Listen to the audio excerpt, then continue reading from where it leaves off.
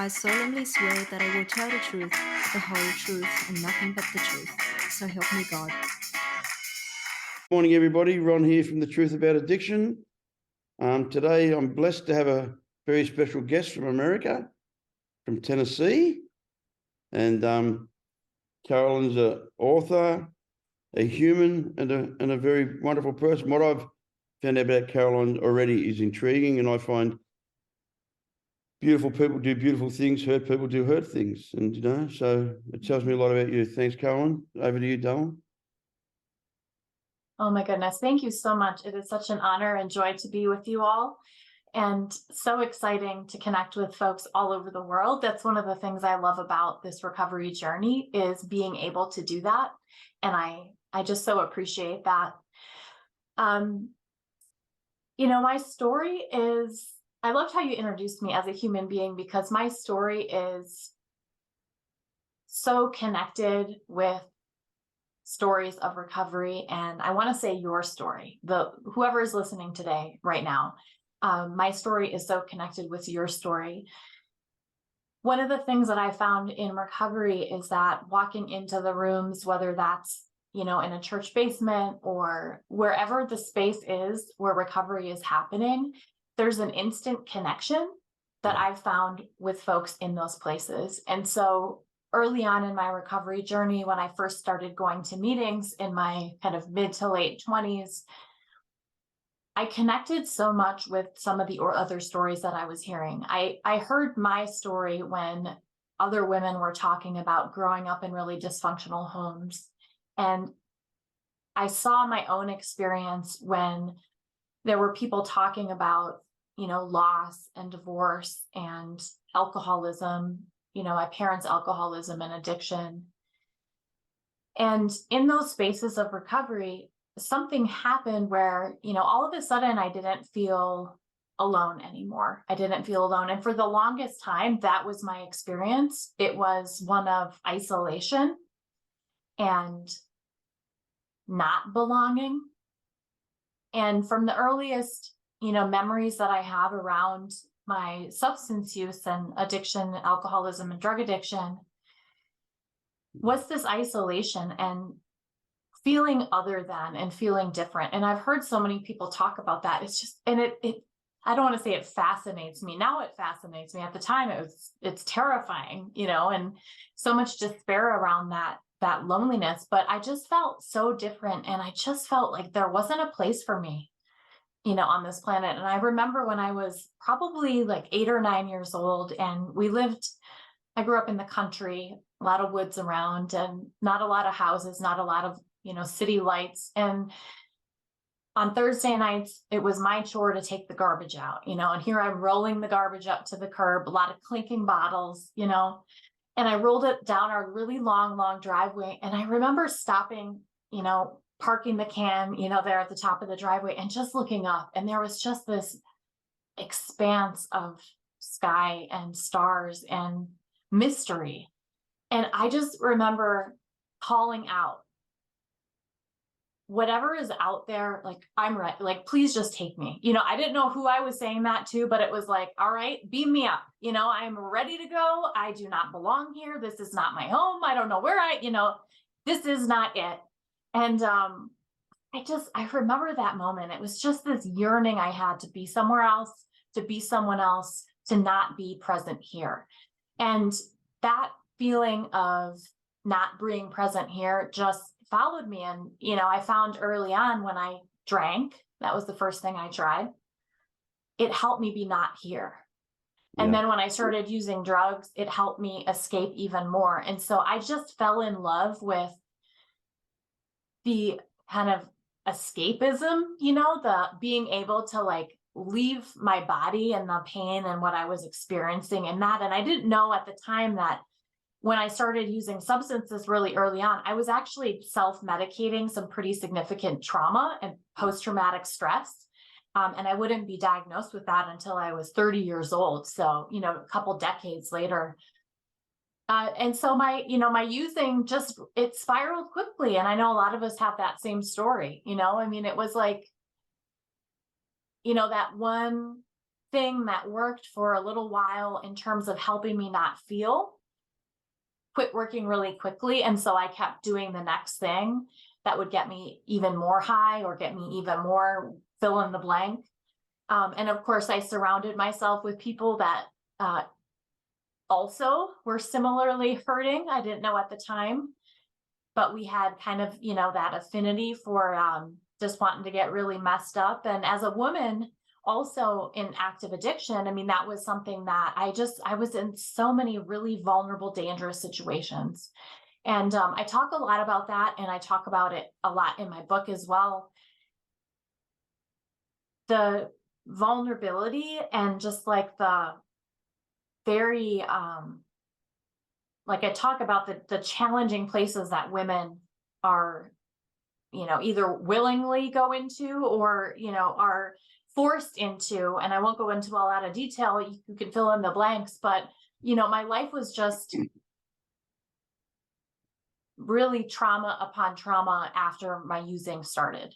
And it became this really vicious cycle of continuing to need to escape the next thing that came about. And that continued on until I was 17. So I was still very young when all of this was going on, and went to inpatient treatment my first time. My parents were like, we're done with this, here, go to inpatient treatment. Well, I tried that, and 10 days later, everyone expected me to be cured, addiction's over, like, great, you're recovered now. That's amazing. So I remember going back to high school, and of course everyone knew, I had, I was a druggie now, and I remember when I went back and that first experience of walking down the hallway,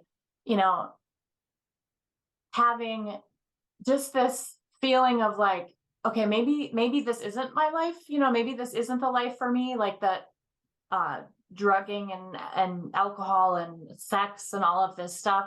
Maybe I am ready for a different path. And there was a little bit of hope there. There was just like a little bit of hope that I could do something different. And walking down that hall, people started to say, call me names, druggie and crackhead and all of this stuff, all of these stigmatizing things. I didn't know at the time that it was stigma.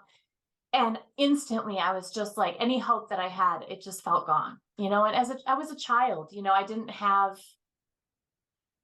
I didn't have a lot of, what I've come to develop, which is a lot of resilience, but also, just those tools that we learn in recovery, social support, and, reaching out when we're struggling. I mean, I didn't have any of that. And so, not surprisingly, started using again, wound up in treatment again, had an overdose. I could just go on and on about, all of these things that continued to happen to me. And I'm going to fast forward because I like the place of recovery, and I like where I am today. And I tell people this a lot. It's like when I kind of glimpse back into some of those darker times, it feels truly like someone else. Yes. Like I am telling stories about someone else. And actually, so my husband's a scientist, and he's like a left brain, and I'm like the creative, like right brain person.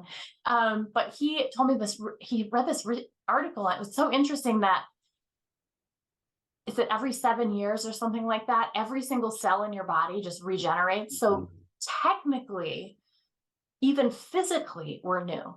But I just feel now this like spiritual newness and restoration and redemption. And so, yes, when I take a peek back, it's like, who is that woman? And at the same time, I just want to give her a big hug and be like, you don't have to live that way. And that's part of why I'm so grateful I can connect with other women today in recovery, because, paying it forward and being that person that I needed so badly back then is so important to me. So 28, I just turned 41. So 28 is when I walked through finally the path of recovery. God willing, that will stick one day at a time. And it has so far. And I'm so grateful for that. But at 28, I started finally connecting with other people. And that is what I believe the beauty and the, not really magic, because it's not a magic, ingredient or formula. It's so simple. It's this human part of us that needs connection and needs other people and needs to be able to feel a sense of belonging. And I started finding that in rooms of recovery and with other younger people in their 20s who were also recovering. And, newsflash, oh my God, I wasn't the only one going through this,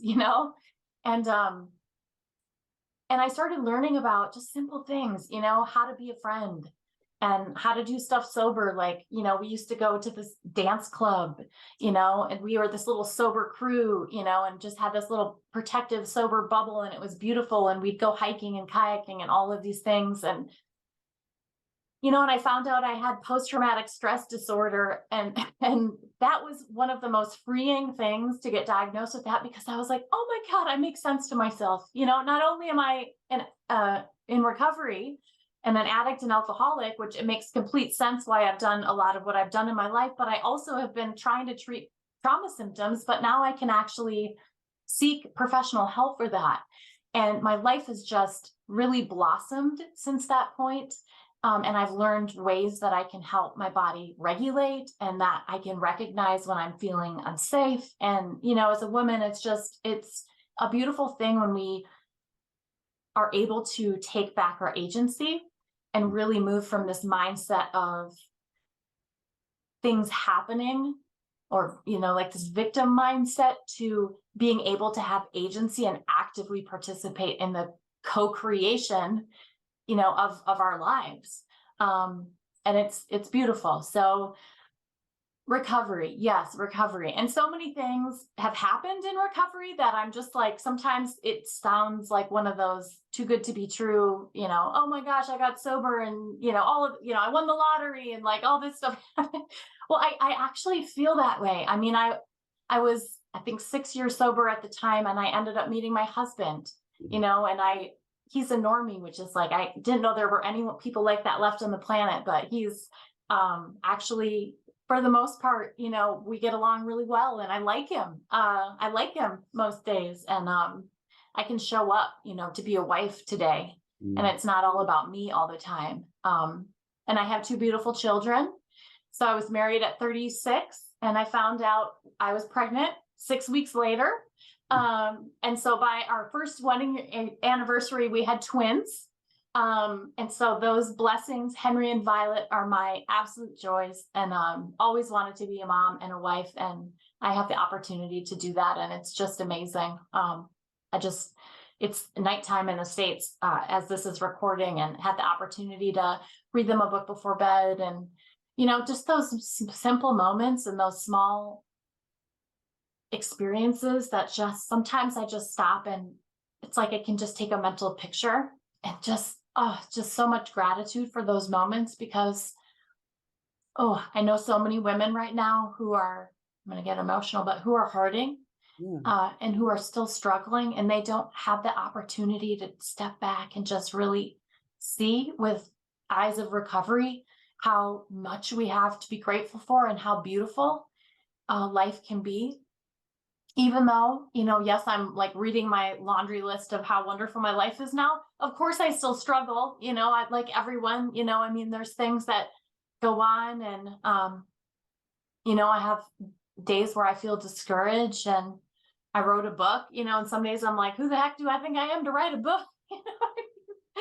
A little imposter syndrome. But then at the same time, it's like, no, I feel moved by this holy calling now, It's like, I've been given this gift of recovery. How dare I think I can hold on to that and not give that away? And I feel so motivated to do that today. And that's part of why I wrote the book.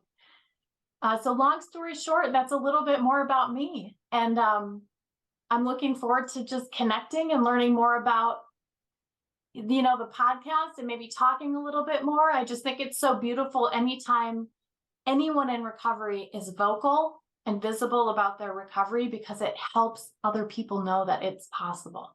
Yeah. No, look, I had goosebumps when you're talking to me in this, and we came from 2 different worlds and 2 different sides of the world, but most of what you said I related to.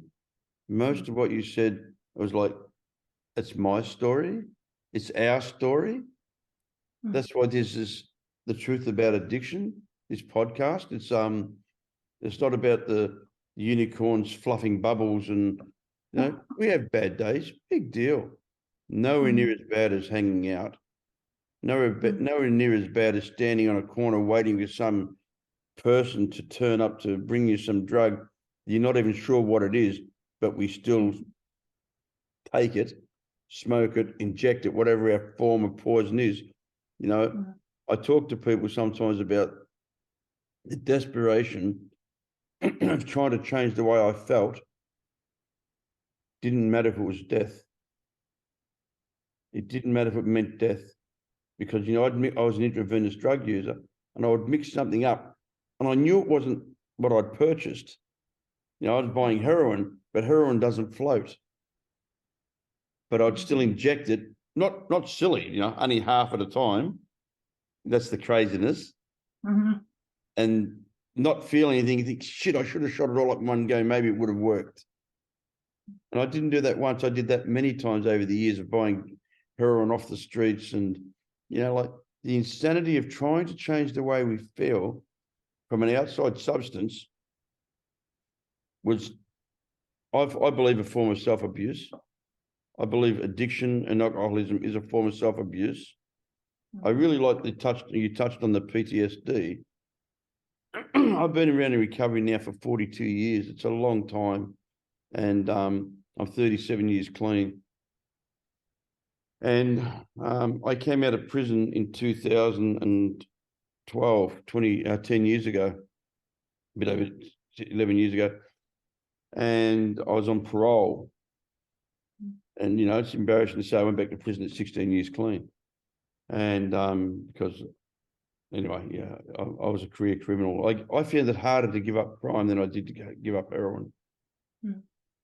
Because I'd never had a job. I couldn't read or write. I was a street kid, you know. And what happened for me was that the parole board made me go and see a head psychiatrist who was going to hammer me into shape, you know, because they still believe in that, you know, we're going to smash you into shape. We're going to make you reform, you know. I was 50 years of age. Over 50 years, I was 57. And, you know, you weren't going to hammer me into anything. You know, you've been hammering me for years, and all you've done is steeled me. You've made me harder and harder and harder. Anyway, this lady gave me this phone number to ring this head psychiatrist guy from probation and parole, from the corrective services. And I'd seen the name, and I'm thinking, nah, can't be. She gives me this name. I'd 12-stepped the guy 28 years before. Oh my goodness, wow. And I ring up and I go, Paddy Shannon, yeah, Ronnie Isherwood. Hello, mate, how are you? I said, stop, this is a professional call. I have to come and see you because parole board, blah, blah, blah, blah. He said, oh, I heard about you getting arrested. Sorry, man. So I go to visit the guy. And this is where this God of mine not understanding comes into it. Paddy, he stayed clean. He's had a liver transplant because he had so much cirrhosis that he had to have a whole liver transplant. He built this incredible life, wife, children, beautiful home, incredible business, working for the government, you know, making great money. And he's like, man, you know, I'm so happy to see you. And he said, I'm the leader in Australia of PTSD, the treatment of PTSD. Wow. I'm like, and? He said, mate, you've got it. I said, don't be silly. He said, man, you've been in violent situations since you were 16 years of age. You know, I was arrested for shooting another gangster at 16.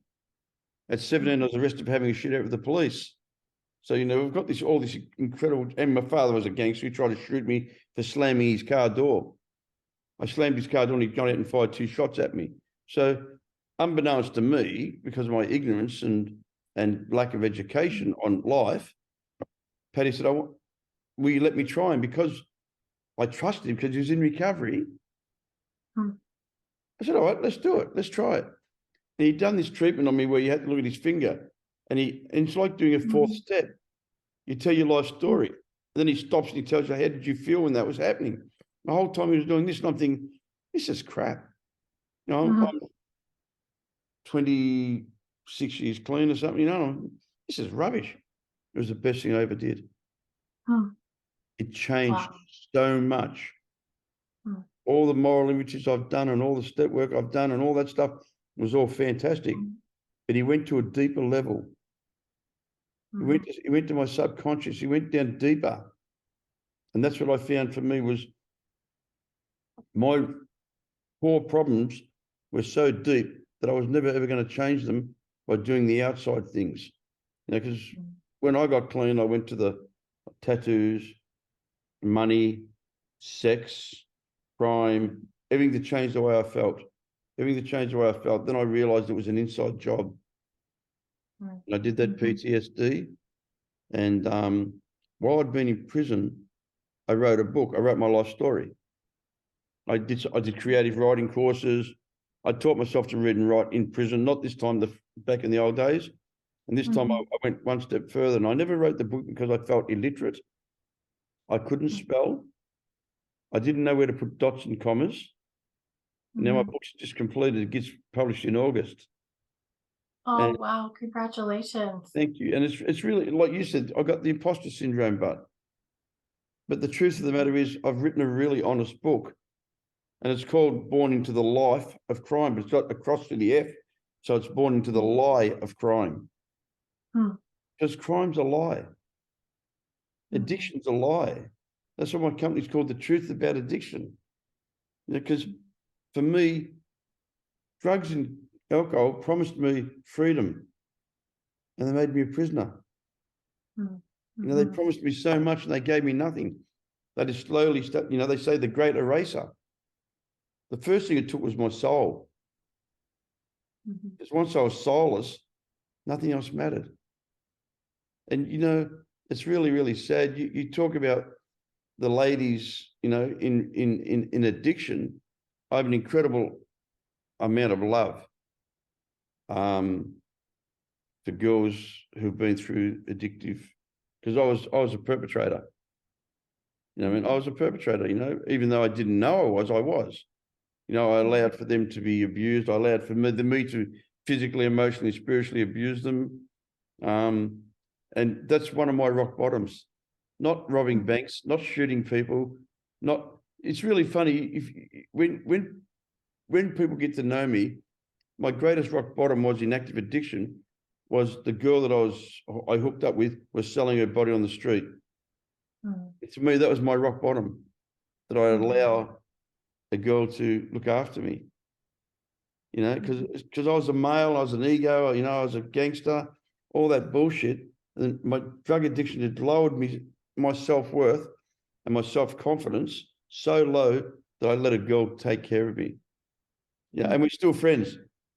We're still friends. That girl and I are still friends. I manipulated her to go into detox in 1986.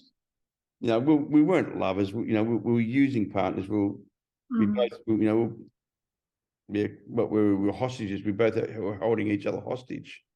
And yet we still talk today. And I told her back then in 1986, yeah, come off the methadone and we'll have a happily ever after. I just wanted her to get off the methadone, because when I met her, she was a street girl working on the street.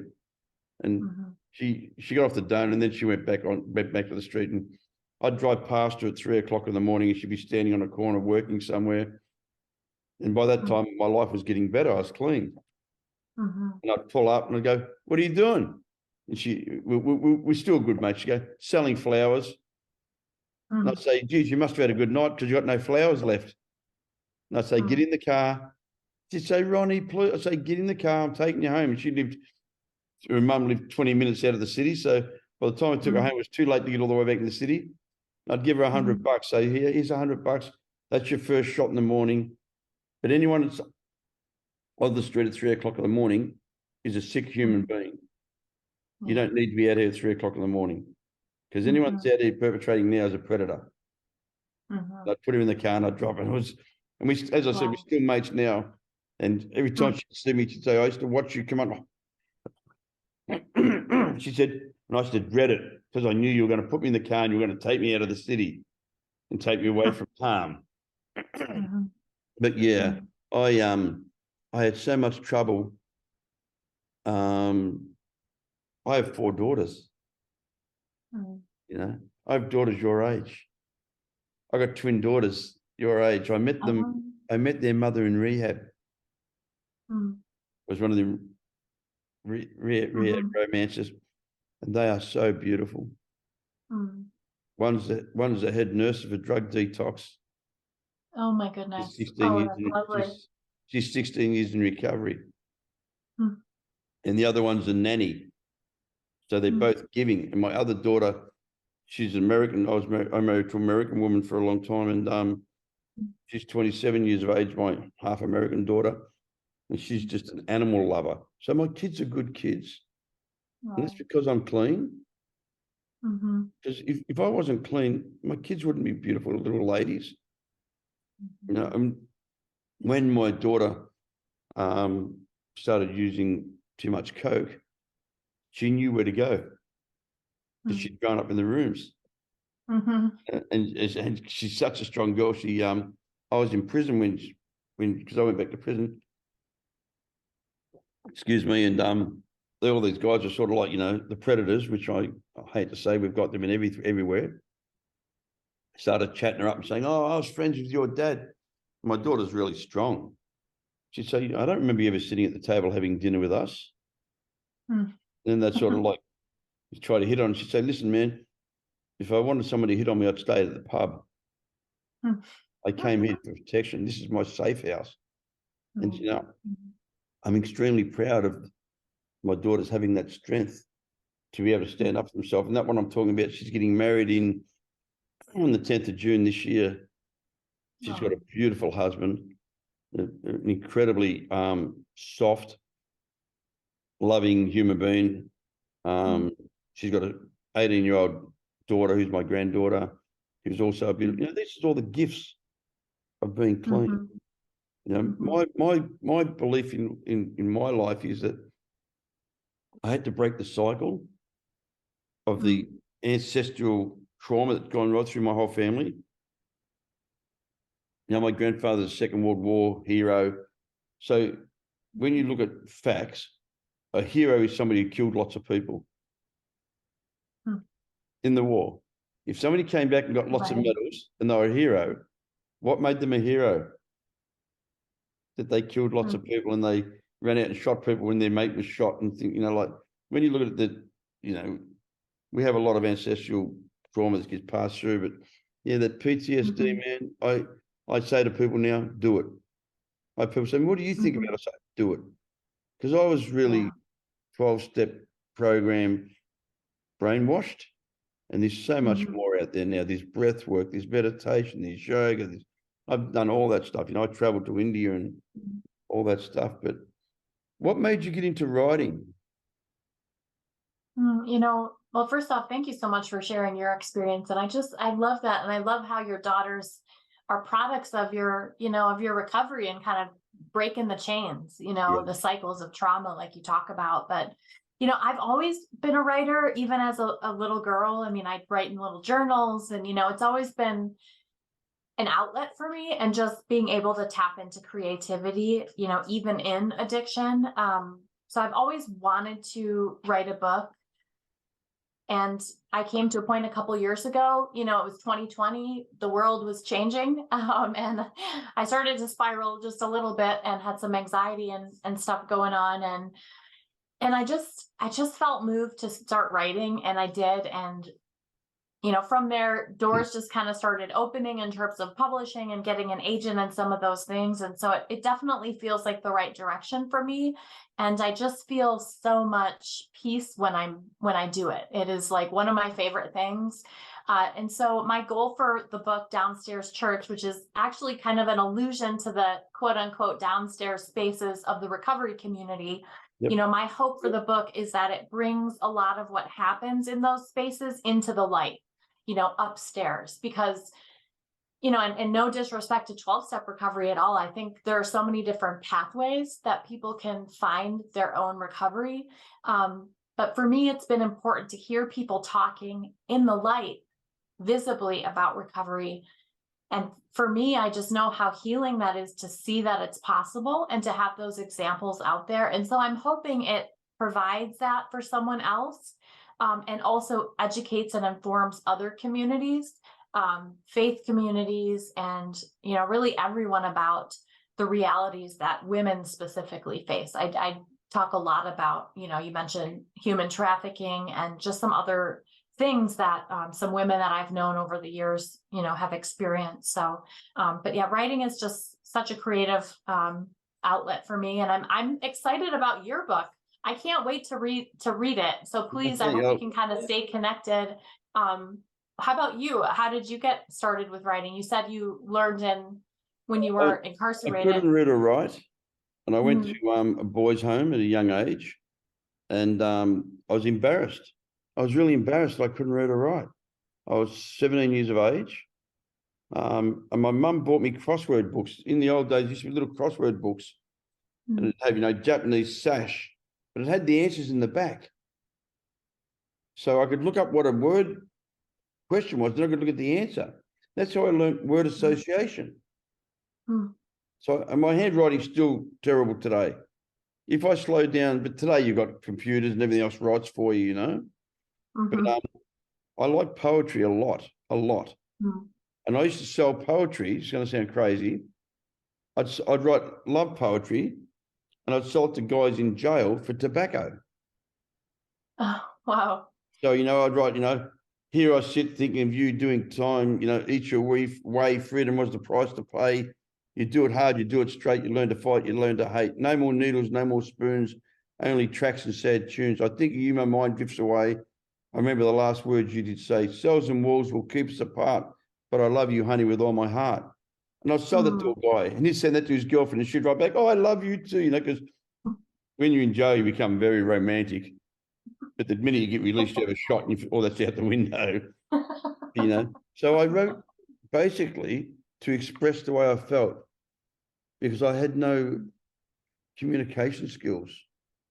Because I was taught you never showed any emotion. Men don't cry. You never told anybody what happened in the house. My book's quite confronting because my father was a complete devil. My father I've spent over 15 years in prisons in my life. And in those 15 years, you can imagine some of the people that I met, because one was in maximum security prisons, and, I was no angel. Don't get me wrong, I'm not a victim, and, I deserved to be in prison. I committed crimes. No, I've never, ever gone into that, poor me. No, I did the crime, you do the time, and I've got no problem with that. But, yeah, my father was an animal. He was the most horrific human being I've ever met in my life. He was worse than any mass murderer, rapist that I've ever been in prison with. He was just a disgusting human being. And so I shut down, completely shut down. I found that writing would release some of that pressure. It was like a little pressure. I could release something of it, And I love words. I love words today. That's why I was really excited to talk to you. I'm ordered your book. I want to read it. There's a lady called Karen. She wrote a book called it's a book based for like a day by day for a 12-step book. Karen's been clean for I think 50 years. Wow. She's 80. She sold 7 million copies. Oh my goodness. So she didn't do too bad. She's 83 years old. She wants to introduce me to her publisher in America to try to bring my book into America. And then I want to write a book now on recovery for men about what is a real man. See, to me, gangsters putting food on the table.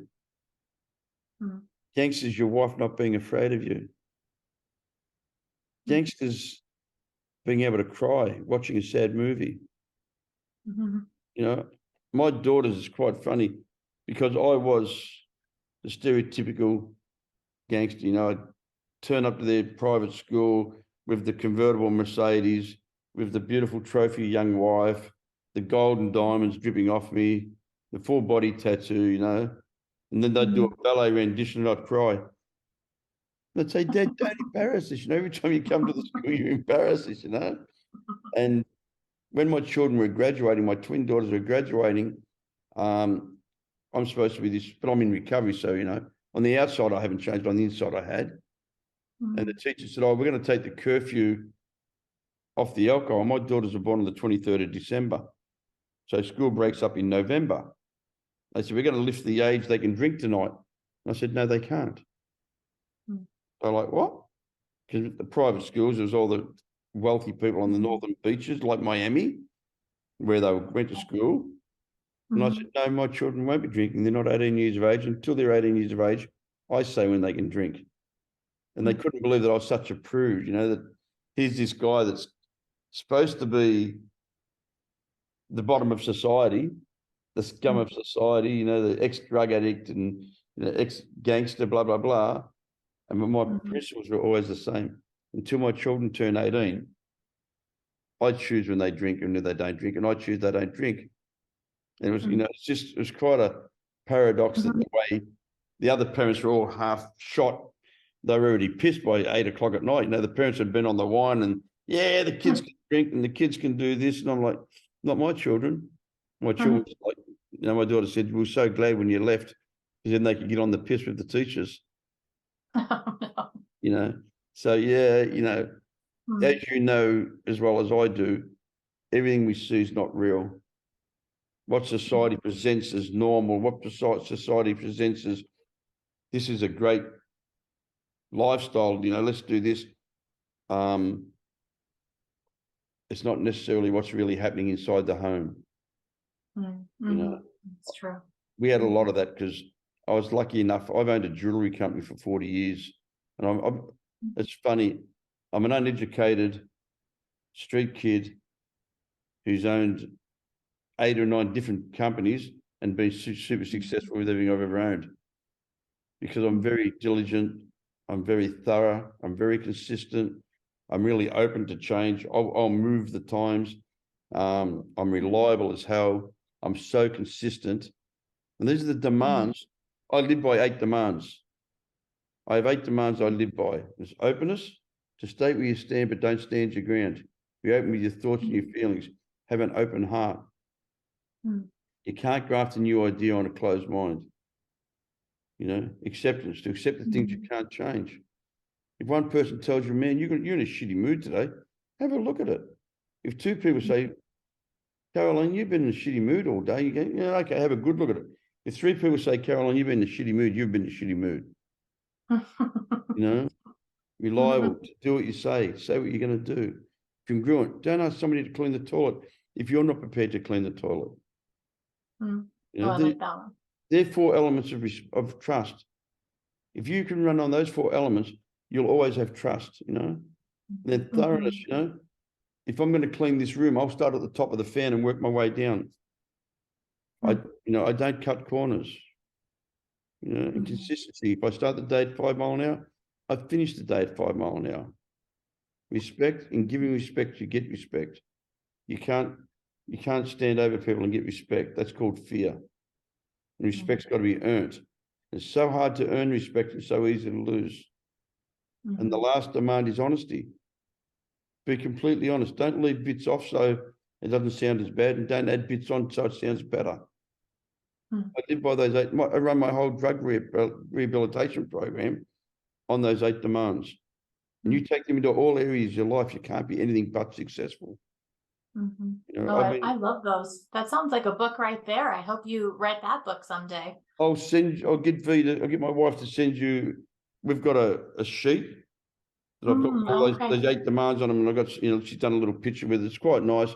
I'll get her to email you one because I love them. That's my Bible. The 8 demands. Because if I work those 8 demands in working my program, I have a great program. If I work those 8 demands in my relationship with you, we have a great relationship.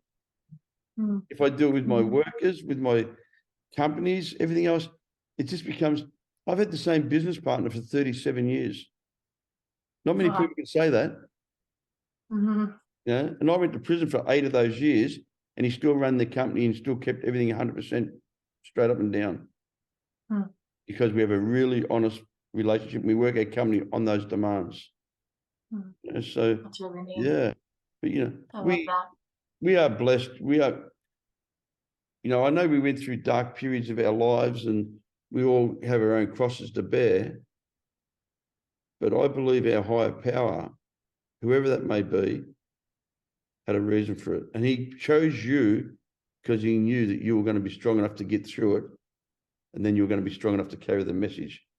And I'm not into, going to get into a Bible. If you go into what the Bible tells you, Jesus went through a hard time. I went to Israel and I walked the path of Jesus. I went to where he was crucified, because I had to look. Because I'm one of these people that when I bought drugs, I wanted the best. And I wanted to look at them before I gave you my money. But when I started coming into this searching for this higher power, I went to Jerusalem, and it was the most incredible journey. This was only 5 years ago I went to Jerusalem. It was insane. I'm really glad I did it. Did it make me believe in anything else? Not really. I believe Jesus came. I believe there's a beautiful man called Jesus. I believe he had a really good heart. Some of the Bible gets too confusing for me, but it doesn't matter what it is, as long as it works. It's just got to work. It's got to work for you. It can be a tree. As long as it's got love, understanding, and forgiveness, it doesn't matter. Look, I'm going through a journey myself at the moment where my age is getting to a point where I know I've got less ahead of me than I had behind me. So you start really questioning a lot of your own belief systems. I feel like as a human being, I have to give more than I take on a daily basis. And I believe I have to carry the message. The message what you and I are doing now is invaluable, because the therapeutic value of one addict helping another is that parallel. There is nothing else. Any doctor, any scientist, anybody cannot communicate the way you and I communicate, because we have a thing called empathy. I picked it up in you before. I felt the empathy that you have for women. And I was like, this is so beautiful. This is so, you've got a gift. You really have. You've got an incredible gift. And I feel it, and I believe everything's for a reason. We've connected for a reason. There's a reason that you came up and was like, oh, Carol, let me check this woman out. What's about this? Because I really don't chase that many people to come on the podcast. I've started doing a few more in America recently because I want to get to a bigger audience. Not for numbers. I don't even know our numbers. I don't even know my login to find out half this stuff. As I said, I'm doing this because I believe this is what our higher power wants us to do today. I'm here doing exactly what we need to do, because I get messages every single day of somebody somewhere in the world saying, oh man, I listened to your podcast. It helped me so much. Every single day I get some sort of email, Instagram, Facebook. Someone will contact me today and say, I need help. I listened to your podcast and it's given me inspiration. I had a lady contact me 2 months ago, and she said to me, 3 months ago, she said, I listened to your podcast. I'm coming off methadone. I'm in remote Australia, so that means she's out in the middle of the bush somewhere. She said, I was about to give up, and I listened to your podcast because I came off 120 milligrams of methadone cold turkey. She said, it's giving me inspiration. She sent me a message 4 days ago, and she said, I'm 8 weeks clean. Oh my goodness. Oh, that's beautiful. It makes it all worth it, doesn't it? Yeah. People say to me, why do you do it? And I say, because I feel the need to. I'm obsessed with recovery. I'm addicted to helping people. I had an old friend pass away 2 years ago. He was 64 years sober. And he used to say to me all the time, he'd say, recovery is about giving, not taking. He said, the more you give, the more you receive. He said, and he's a real funny old bugger, incredibly intelligent man. He was a town drunk, ended up by being the mayor. After he got sober, he became the mayor. And he was also a writer. He was the editor-in-chief of a newspaper. So he was the one that really encouraged me to write my book. He said to me, you write that book, you write that book, you write that book. And did you self-publish, or did you have a publisher? So I actually did hybrid publishing. I don't know if you've heard of that. It's a combination. It's a newer model for publishing, and it's a combination of a little self-publishing, but Yep. mostly you have the support of a publishing house. I'm happy to send you more information. It's Morgan James Publishing, and I just had such a great experience because they did all the things a traditional publisher does. My book is anywhere you buy books. It just it is it's an actual book. It feels I just was really frustrated with some of the traditional publishing models, and my agent really helped me navigate that. I have another book that I'm working on, so I'll see if I want to go a different direction. But I just think there's so many opportunities now for all of us to share our stories, however we would like to do that. And so, yeah, I've really appreciated the hybrid publishing model. And I think there's a Check that couple different houses in the US, but Morgan James Publishing has been great to work with. If you can send me on that an email, I'd really appreciate that. Mhm. Because Karen, she published through Hazelton, which is the one that did the AA and NA books and all that stuff. But they've changed hands to a company called Mango or something. Mango Publishing. But because my books, my first book's basically an autobiography written by another famous, I wrote the book and now I've got an old guy writing it. He's 83 years of age. He was one of the most notorious bank robbers in Australia. And he's written 6 books. He's an accomplished author. Wow. And, we've become friends. And so I wrote the book. He's co-authoring it now, putting into chapters, putting full stops in places, putting into proper chronological order. See, these words like chronological, I didn't even know what they were. I'm so impressed. It's so helpful to work in community with people. And I found that too. I had someone, who did some editing, and, it's great to not feel like you have to do book writing by yourself. It's really not. It's just like recovery in life. It's all done in community. And I just want to say too, before we close, in a minute or two, but I just so appreciate when you talk about going to Jerusalem and just your own path of spirituality, because for me, that's one of the things that I connect. And I talk a little bit about, I quote some scripture actually, and how I connect with Jesus, because for me, that path that he teaches is so connected with recovery, like the love, like you talked about, and the forgiveness and the honesty and vulnerability. Is just beautiful. And so, I do talk about that. And I feel like for a long time, I didn't feel comfortable doing that in like traditional 12-step spaces. And I respect everyone's own, journey, but I'd like to connect those dots sometimes, because for me, that's been such a powerful experience. And it's been a part of my spiritual experience, and it's not something I want to hide. No, beautiful. And as I said to you, I'm getting to an age now where, I've done the ashrams and I've done all that stuff, and it's coming back to, I think I need to reassess. And it's only because I love to learn. I don't need to know. I already do know. My spiritual advisor laughed his head off. He said, "You didn't believe in Christianity your whole life." He said, "And for 42 years, every single night you said, 'Our Father who art in heaven, hallowed be thy name, thy kingdom come,' because that's how I do my prayer every night. And every night I just pray, 'Please help me stay clean and sober for the next 24 hours. And thank you for helping me stay clean and sober for the last 24 hours. And to me, that was my way of being humble and not thinking that I'm doing this, because I never want to be in control of this. I want to have a say in it, but I don't want to be the driver, because when I'm driving, man, we get lost every time. Right. Every time that I take control of this recovery of mine, and I think that my ego to me means edging God out. That's what it means to me. And when I get ego involved, I always make a mess of it, because my ego's a lie. I'm really big on truth. That's what my company's called, The Truth About Addiction. The truth sets you free. I found that the truth set me free. Once I admitted that I was a criminal, I stopped being a criminal. Once I admitted that I was a heroin addict, I stopped taking heroin. Once I admitted that I was an alcoholic, I stopped drinking alcohol. But when I had the lie and the deceit, my disease always had power to control me. And I use that word disease because that was what I was brought up with.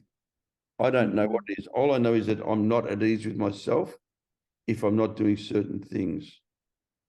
And that's why I put the disease concept in. You know, I really try not to get involved with the philosophical bullshit about the neurons. And, you know, your husband would be able to describe it probably a billion times better than I would, but I'll be able to describe how to get clean and stay clean better.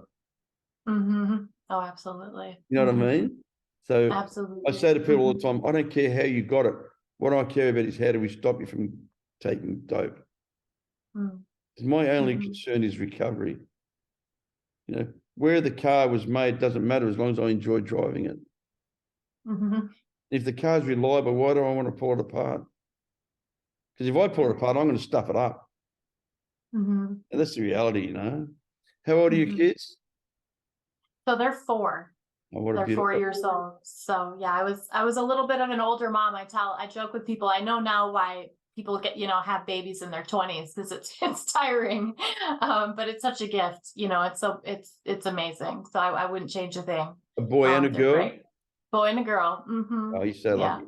You know, as I said, I got twin 40-year-olds, and I've got a 3-year-old and a 7-year-old. Oh. Oh yeah. Oh Big yeah. difference in age. My 7-year-old boy is so spiritual and so centered. And my little girl, she's absolutely gorgeous. You see those paintings behind me? I do. Yes, I did notice those. That lady, she was a friend of mine in recovery, and she passed away from breast cancer. It's a series of her paintings of when she got told she had the cancer, the first one, and then the next one is where they're trying to heal. They're trying to heal. The next one I should say on the other end, where the cloud is. That's the id trying to heal her. Then the middle one is when they come back and told her no, that we can't do it. You know, they did the mastectomy, and then Wow. yeah.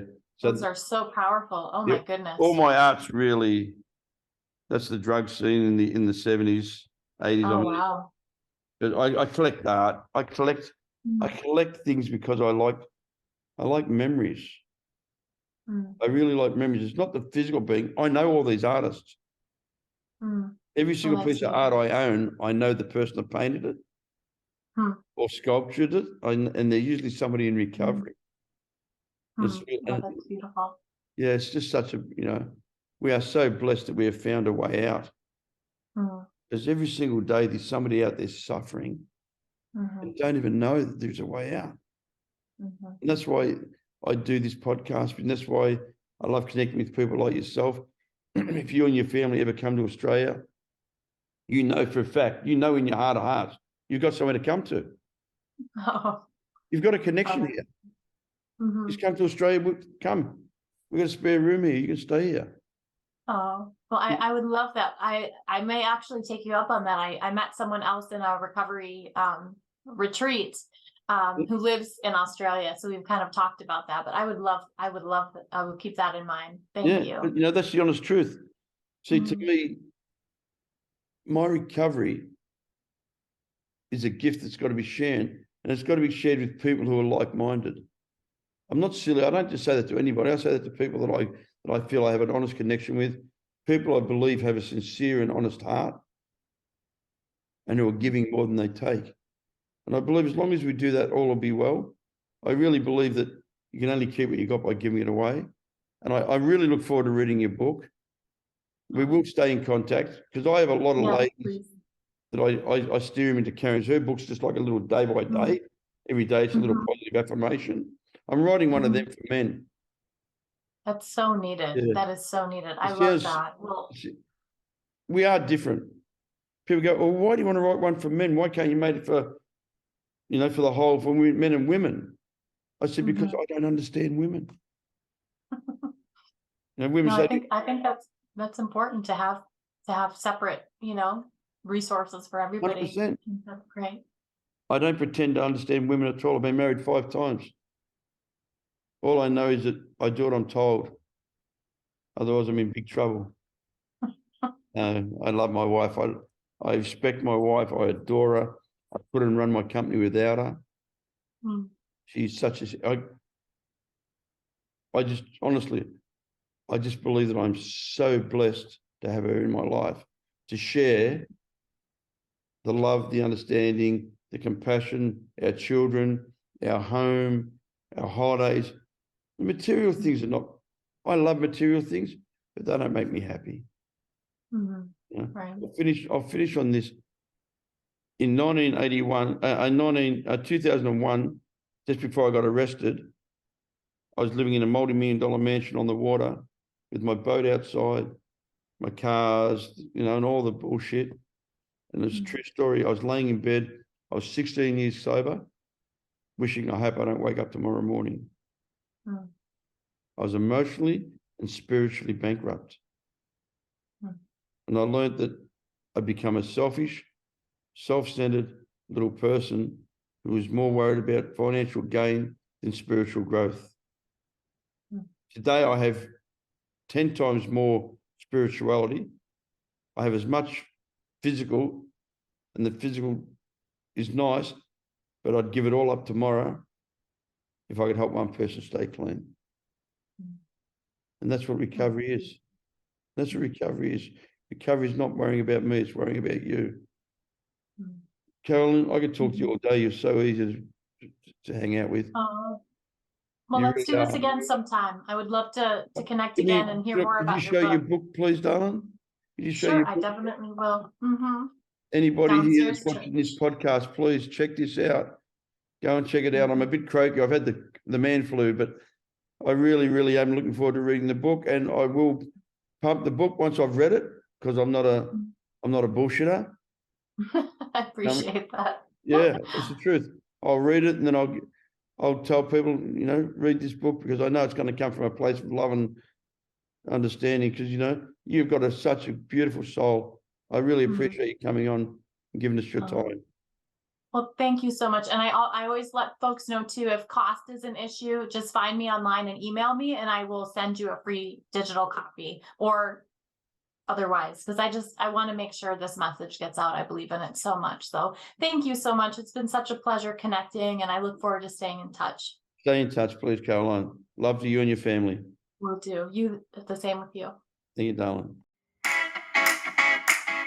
I solemnly swear that I will tell the truth, the whole truth, and nothing but the truth. So help me God.